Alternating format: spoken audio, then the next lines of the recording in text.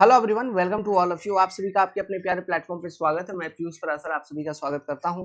आप सभी का स्वागत है प्रोजेक्ट मैनेजमेंट की क्लास में। This is class number 2 of project management. तो क्लास नंबर 2 में आगे बढ़ने से पहले मैं आपको एक क्विक इन्फॉर्मेशन देना चाहता हूं। देखिए, ये जो एग्जाम है प्रिंसिपल ग्रेड 1 एंड ग्रेड 2, इसमें जो सिविल इंजीनियरिंग पोर्सन है उस चीज को हम यहाँ पे कवर करा रहे हैं। सब चीज कवर हो चुकी है, प्रोजेक्ट मैनेजमेंट की टॉपिक बची हुई थी जिसकी क्लास मैं आपका ले रहा हूँ।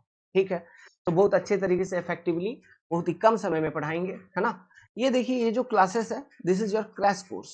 ये क्रैश कोर्स है, एक क्रैश कोर्स प्रोग्राम लॉन्च की गई है जिसकी रिस्पॉन्स काफी अच्छी है। ये 60 डेज का आपका टारगेट प्लान है।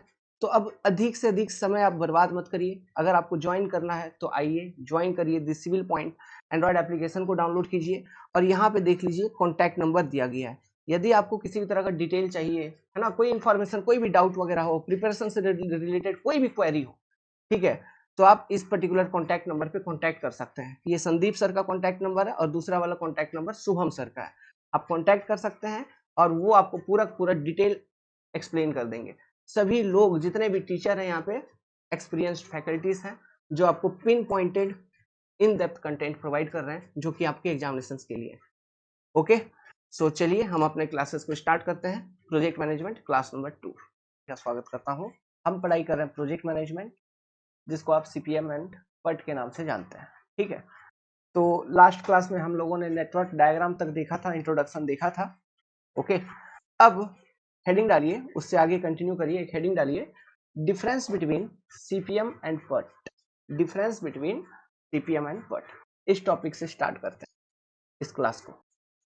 पर्ट का जो फुल फॉर्म होता है वो क्या होता है? Project evaluation review technique. Important है, हर एक डिफरेंस यहाँ पे अपने आप में इंपॉर्टेंट है, एग्जाम में पूछते हैं। सीपीएम का जो फुल फॉर्म होता है वो क्या होता है? क्रिटिकल पाथ मेथड, है ना। पट का जो फुल फॉर्म होता है that is your project evaluation review technique. CPM का जो फुल फॉर्म होता है वो होता है क्रिटिकल पाथ मेथड। पहला point, PERT is event oriented method. मतलब पर्ट के एनालिसिस में आपको इवेंट्स दिखेंगे। इवेंट्स दिखेंगे मतलब हम बोलेंगे कि ये एक्टिविटी स्टार्ट हो गया, ये एक्टिविटी खत्म हो गई, है ना। तो एक्टिविटी का स्टार्ट होना या खत्म होना तो इवेंट कहते हैं। तो पर्ट में आपको इवेंट दिखेंगे, है ना। तो PERT is a event oriented, इसलिए हम इसमें ए टाइप का नेटवर्क डायग्राम यूज करते थे पर्ट के लिए, याद है। Basically CPM is an activity oriented network. CPM क्या है? एक्टिविटी ओरिएंटेड नेटवर्क है ये। Okay, PERT is event oriented method, CPM is activity oriented network. या PERT is used to find PERT is used for new type of project such as research project। जैसे कि मैंने example दिया था COVID vaccination का, एक research थी। Okay, Covid vaccine example में लिखना हो तो मेंशन कर लीजिए। CPM is used in repetitive type of project such as, अच्छा कोविड वैक्सीन हो गया या मंगलयान हो गया। मंगलयान देखिए वो भी एक न्यू टाइप ऑफ प्रोजेक्ट था, पूरा पूरा मंगलयान प्रोजेक्ट, ऐसे जो एकदम न्यू टाइप ऑफ प्रोजेक्ट है। लेकिन जो सीपीएम है is used in repetitive type of project such as construction project. जैसे अभी बुलेट ट्रेन वाला प्रोजेक्ट है, तो क्या वो न्यू है? अरे इंडिया के लिए भले न्यू है लेकिन वर्ल्ड के लिए तो नहीं है ना। वर्ल्ड के लिए तो एकदम न्यू नहीं है। लेकिन मंगलयान वाला जो प्रोजेक्ट था वो कहीं ना कहीं पूरा डिफरेंट टेक्नोलॉजी था, पूरा डिफरेंट कंसेप्ट था। कोविड वैक्सीनेशन भी सेम है कि नहीं। Such as construction project, manufacturing project etcetera. Steel plant कहीं डालना है, बहुत जगह पे सेम टाइप ऑफ प्लांट डालना है, हो सकता है बड़ा स्केल पे डाल रहे हो या छोटा डाल रहे हो, वो अलग चीज है, लेकिन चीज तो सेम ही है ना। तो वो उस टाइप ऑफ प्रोजेक्ट के लिए आप सीपीएम मेथड का यूज करोगे उसके मैनेजमेंट के लिए। लेकिन जो न्यू टाइप ऑफ प्रोजेक्ट होता है उसके लिए हम पर्ट मेथड का यूज करेंगे। क्लियर है दोनों पॉइंट यहाँ पे। Next, PERT is based on probabilistic approach. क्योंकि ये न्यू टाइप ऑफ प्रोजेक्ट के लिए है तो यहाँ पे प्रोबेबिलिटी, है ना, अनुमान लगाना पड़ता है हमें चीजों का। ठीक है, संभावना, मतलब ये हो पाएगा नहीं हो पाएगा, इस तरह की चीजें चलती है। टाइम अनसर्टेनिटी काफी रहती है, तो इसलिए ये पर जो method it is based on probabilistic approach. लेकिन सीपीएम जो मेथड है वो डिटर्मिनिस्टिक अप्रोच है। डिटर्मिनिस्टिक अप्रोच मतलब हमें चीजें पहले से मालूम है, डिटरमाइंड है, बस उसको फॉलो करते हुए आगे काम करना है। चूंकि CPM is based on deterministic approach तो हमें टाइम कितना लगता है किसी एक पर्टिकुलर एक्टिविटी वगैरह कंप्लीट करने में, ये सब चीजें मालूम होती है। हमें यहाँ जो मेन उद्देश्य है सीपीएम के केस में कॉस्ट ऑफ कंस्ट्रक्शन को कम करना, समझ रहे हो। लेकिन पर्ट के केस में प्रोजेक्ट को कंप्लीट करना, मतलब कम से कम समय में जल्द से जल्द प्रोजेक्ट को कंप्लीट करना हमारा मेन उद्देश्य होता है न्यू टाइप ऑफ प्रोजेक्ट में, है ना। तो पर्ट का वो ऑब्जेक्टिव है। पर्ट में time is main concern, but CPM में कॉस्ट इज मेन कंसर्न। आगे का नेक्स्ट पॉइंट जो डिफरेंस लिखेंगे वही लिखेंगे। लिखिए यहां तक, आगे लिखिए। ये नोट हमने आप सभी के लिए टाइप किया है, ये हमारा सेल्फ हैंड रिटन नोट्स है जिसको हम टाइप करवा के यहाँ पे पढ़ा रहे हैं। Next, in PERT 3 time estimates are made for each activity. हम पर्ट का जब कॉन्सेप्ट पढ़ेंगे, पूरा चैप्टर पढ़ेंगे पर्ट के बारे में, ये एक सिंगल चैप्टर है पर्ट और सीपीएम, हम इनको अलग से पढ़ेंगे बहुत डिटेल में। तो जो पर्ट होती है उसमें 3 टाइम एस्टिमेट निकाली जाती है हर एक एक्टिविटी की, हर एक एक्टिविटी के लिए 3 समय निकाली जाती है ना। हम कहते हैं कि कम से कम इतना समय में कंप्लीट हो जाएगा, एवरेज इतना समय में कंप्लीट हो जाएगा, अधिकतम से अधिकतम इतना समय लग सकता है। ऐसे ऐसे करके 3 समय निकालते हैं हर एक एक्टिविटी के लिए पर्ट एनालिसिस में, समझ में आ रहा है। लेकिन सीपीएम में ऐसा कुछ नहीं है। सीपीएम में हम एक ही टाइम निकालते हैं, 1 time estimate is made for each activity, क्योंकि वो डिटर्मिनिस्टिक अप्रोच है। वहां पे जो एक्टिविटीज है वो पहले से मालूम है आपको, है ना। In PERT each activity is assumed to follow beta distribution. ध्यान दीजिए, ये डिफरेंस याद रखिएगा, एग्जाम में पूछ लेता है। पर्ट में हर एक एक्टिविटी बीटा डिस्ट्रीब्यूशन को फॉलो करता है। In CPM each activity is assumed to follow normal frequency distribution. अब ये बीटा डिस्ट्रीब्यूशन कैसा दिखता है, ये प्रोबेबिलिटी का कंसेप्ट है। देखिए इस तरह का कुछ ये आपका कर्व बन जाएगा बीटा डिस्ट्रीब्यूशन का, है ना। Probability of completion of activity, है ना, प्रोबेबिलिटी, और इधर आप लिखिए टाइम। ओके, तो ये लेट्स सपोज ये इस तरह से, एक मिनट इसको और थोड़ा, ये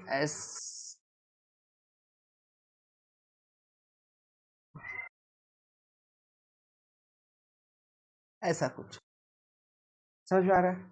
तो ये जो कर्व है ये एक राइट स्क्यूड कर्व है, राइट स्क्यूड कर्व। देखिए इसका जो स्क्यू है, स्क्यू मतलब पीक पॉइंट, टॉप, है ना, टॉप पॉइंट, या इसको इसको हम बोलते हैं।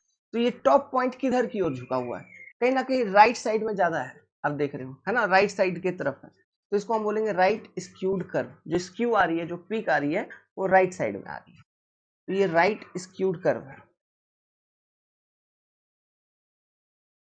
जिसमें जो कर्व का स्क्यू होता है, it is never symmetrical about centre. आप देख पा रहे हैं यहाँ पे, ठीक है, यहाँ पे एरिया, ठीक है, ज्यादा है, इधर एरिया कम है ना। या एरिया A1 मान लीजिए, इसको A2 मान लेते हैं, तो A1 ज्यादा है, A2 कम है, ठीक है। तो ये आप यही से अंदाजा लगा सकते हो, क्योंकि A1 A2 अलग अलग है तो इसलिए ये स्क्यू है। अब जिधर एरिया ज्यादा होगा, ठीक है, जैसे लेफ्ट साइड में एरिया ज्यादा है, तो उसके मतलब एंडिंग पे ये होगा, मतलब राइट स्क्यूड होगा। अगर राइट साइड में एरिया ज्यादा है मतलब ये लेफ्ट स्क्यू होगी, है ना, इस तरह का। तो ये right skewed beta distribution curve है। ये डायग्राम बना लीजिए, that is this is never symmetrical about centre. This type of distribution curve are never symmetrical about centre. लेकिन जो नॉर्मल डिस्ट्रीब्यूशन कर्व होती है, ठीक है, या नॉर्मल फ्रीक्वेंसी डिस्ट्रीब्यूशन कर्व, वही प्रोबेबिलिटी को मैं पी से रिप्रेजेंट करता हूँ, लेट्स सपोज। तो प्रोबेबिलिटी को पी दिखा दिया यहाँ पे, है ना, और समय, टाइम, तो ये सिमेट्रिकल होते हैं अबाउट सेंटर, इस तरह से कुछ डिस्ट्रीब्यूट होती है। देखिए ये डिस्ट्रीब्यूशन, जो नॉर्मल डिस्ट्रीब्यूशन वाला कॉन्सेप्ट है, ये आरसीसी में भी यूज होता है ना, कैरेक्टरिस्टिक स्ट्रेंथ ऑफ क्यूब, वो फाइंड आउट करते वक्त वहां पे भी नॉर्मल डिस्ट्रीब्यूशन कर्व चलती है। बस ये आपको ये कर्व का एक अंदाजा मैंने दे दिया, ये सिमेट्रिकल अबाउट सेंटर है, this is symmetrical about centre. आपको बस ये ध्यान रखना है ना, इसका ज्यादा कुछ यूज नहीं है, ऑब्जेक्टिव पॉइंट के लिए आपको ध्यान रखना है। और जो यूज है मैथमेटिकल, वो मैं आगे समझाऊंगा जब इन पर्ट और सीपीएम के कंसेप्ट को हम पढ़ रहे होंगे, तो वहां हम समझाएंगे, ठीक है। In PERT each activity is assume to follow beta distribution. ध्यान रखिएगा, राइट स्क्यू इस तरह का कर्व बनता है एक्टिविटी और टाइम के बीच में, मतलब एक्टिविटी के कंप्लीशन और कंप्लीशन टाइम के बीच में जो प्रोबेबिलिटी है ना, उसका। तो ये प्रोबेबिलिटी और एक्टिविटी के कंप्लीशन टाइम के बीच में इस तरह का कर्व बनता है, probability and time of completion of activity. तो ये आपके कर्व हो गए, make a note of it. Next, for PERT time is the main concern. जैसा कि मैंने बोला था ये न्यू टाइप ऑफ प्रोजेक्ट के लिए है, तो यहाँ समय बहुत महत्वपूर्ण है। For CPM cost is primary concern and time is secondary. Cost यहाँ पे मेन कंसर्न होता है सीपीएम में, क्योंकि हमें सभी एक्टिविटी वगैरह सब कुछ मालूम है, तो हम यहाँ पे चाहते हैं कि मिनिमम कॉस्ट में प्रोजेक्ट को कंप्लीट किया जाए। In PERT cost is assume to be, ये स्टेटमेंट याद रखिएगा, आगे चल के काम आती है कॉस्ट एनालिसिस में। In PERT cost is assume to be directly proportional to time. मतलब cost is assume to be directly proportional to time, मतलब प्रोजेक्ट को कंप्लीट करने में जितना समय लग जाएगा उतना आपका लागत भी हो जाएगा, है ना। Hence in order to minimise the project cost time taken should be minimum.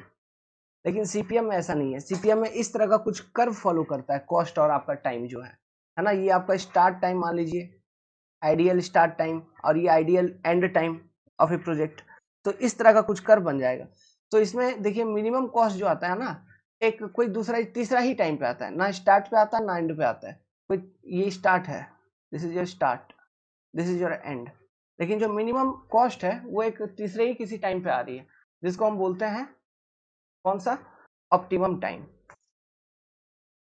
ठीक है, तो 7th पॉइंट लिखिए सीपीएम में, in CPM cost and time are related as follow. इस तरह का एक कर्व बनता है, ठीक है, सैग कर्व जैसा कुछ है, चांद जैसा है, मून कर्व कुछ है, क्रिसेंट कर्व है ना, इसको पढ़ेंगे हम। क्रैशिंग, क्रैशिंग एक कॉन्सेप्ट है, कॉस्ट एनालिसिस वगैरह कॉन्सेप्ट है, वहां पे इन सब चीजों को पढ़ना है आपने। बस हम डिफरेंस अभी एक हाईलाइट करके आपको लिखवा दिए, ताकि एक बेसिक डिफरेंस आप याद कर पाओ, है ना। यहाँ से ऑब्जेक्टिव क्वेश्चंस पूछे जाते हैं। तो minimum cost of project is obtained at time called optimum time, ध्यान रखिएगा। तो इसी के साथ ये डिफरेंस आपका कंप्लीट हो जाता है ना। अब हम स्टार्ट करेंगे next topic, basics of network diagram. पहले नेटवर्क डायग्राम के कुछ बेसिक्स कंसेप्ट को अंडरस्टैंड करेंगे, है ना, तब जाके हम उन नेटवर्क डायग्राम को यूज कर पाएंगे, इस्तेमाल कर पाएंगे अपने पर्ट एनालिसिस में या फिर सीपीएम एनालिसिस में। Is it clear? तो make a note of it.